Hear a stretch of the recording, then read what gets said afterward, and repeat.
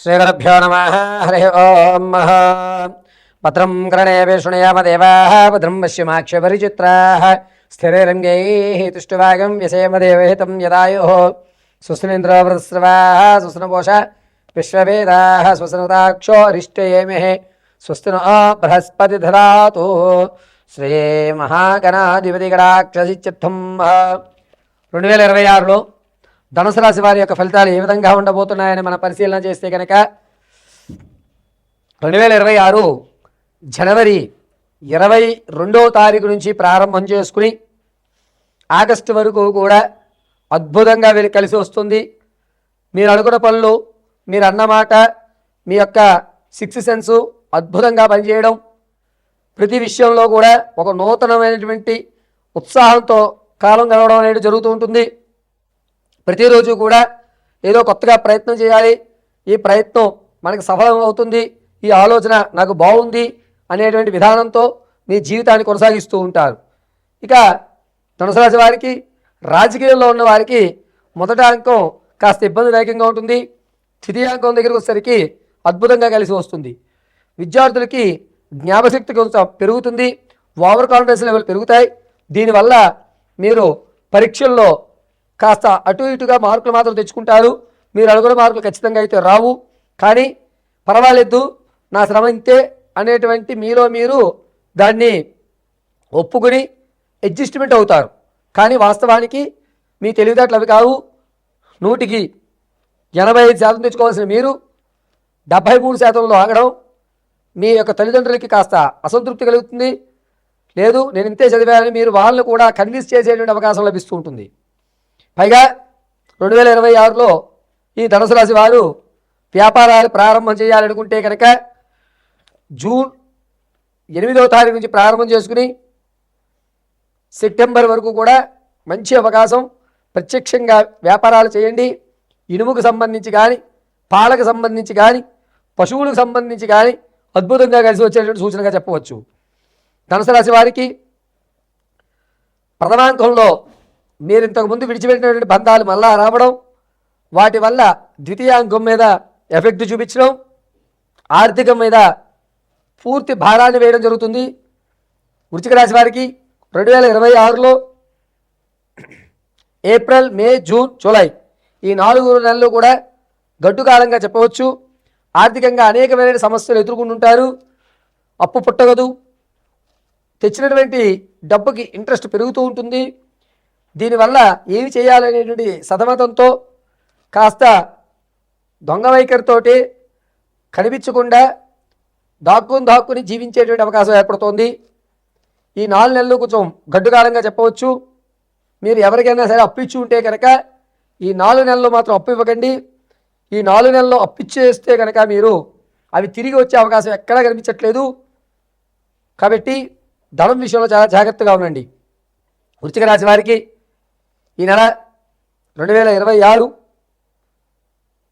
మే నుంచి ఆగస్టు వరకు కూడా ఆరోగ్యమైనటువంటి సమస్యలు ఎదుర్కొంటున్నారు. ముఖ్యంగా లంగ్స్కి సంబంధించి, కాలేయానికి సంబంధించి కొన్ని ఇబ్బందులు ఎదుర్కోవాల్సిన పరిస్థితులు గోచరిస్తున్నాయి. ఏ సమస్య వచ్చినా ముందుగా మీరు డాక్టర్ గారి సలహాలు తీసుకోవడం తప్ప సొంత వైద్యం చేసుకోవద్దు. ఇంటి వైద్యం అస్సలు చేయవద్దు. డాక్టర్ గారి పర్యవేక్షణలోనే ఉండండి. ఇది మీరు ఎంత త్వరగా డాక్టర్ గారి సలహాలు తీసుకుంటారో అంత మంచిది. రానున్న రోజుల్లో సర్జరీ జరిగేటువంటి అవకాశం ఏర్పడుతుంది ద్వితీయాంకంలో. కాబట్టి ఆ వ్యవస్థ ఏర్పడకుండా మిమ్మల్ని ఈ డాక్టర్ గారి యొక్క సలహాలు ఉపయోగపడుతూ ఉంటాయి. 2026లో ఉద్యోగస్తులకు మాత్రం మార్చి నుంచి మే వరకు కూడా మంచి అవకాశం లభిస్తోంది. ఉద్యోగ స్థిరత్వం ఏర్పడుతుంది. ఎవరైతే ఇంతకుముందు ఉద్యోగంలో స్థిరత్వం లేని వారు వ్యాపారాలు వైపు మొగ్గు చూపుతూ ఉంటారు. వ్యాపారం కూడా వీరికి ప్రత్యక్షంగానే కలిసి వచ్చేటువంటి సూచనగా చెప్పవచ్చు. ప్రమోషన్ల కోసం చూస్తున్న వారికి 2026 అక్టోబర్ 8వ తారీఖు తర్వాత ప్రమోషన్లు వస్తాయి. దీనివల్ల కాస్త ఆనందదాయకంగా ఉంటారు.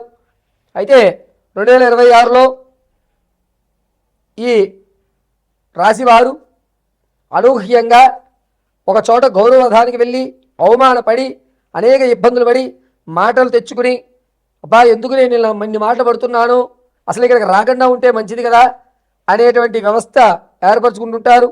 సమాజానికి కొంచెం దూరంగా ఉండాలి కొన్ని రోజులు అని చెప్పి ఆగస్టు నుంచి కూడా మీరు సమాజానికి దూరంగా ఉండడం, నా పని ఎంతో అంతవరకు అక్కడ నిలబడ్డం అనేటువంటి నిర్ణయం తీసుకుని మీ గౌరవాన్ని మీరు మళ్ళా పునర్జీవం పోసుకునే అవకాశంగా మీరు మీ యొక్క ప్రవర్తనని మార్చుకుంటూ ఉంటారు ఆగస్టు తర్వాత.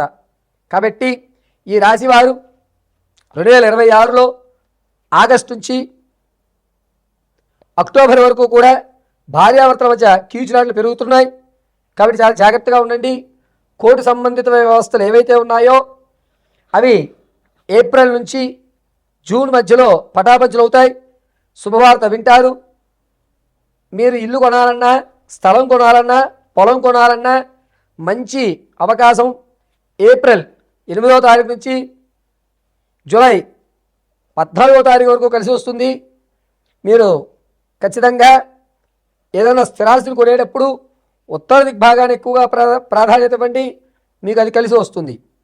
అయితే వివాహం కొరకు ఎవరైతే చూస్తున్నారో వారికి ప్రథమాంకం చాలా బాగుంది, వివాహాలు కుదురుతాయి.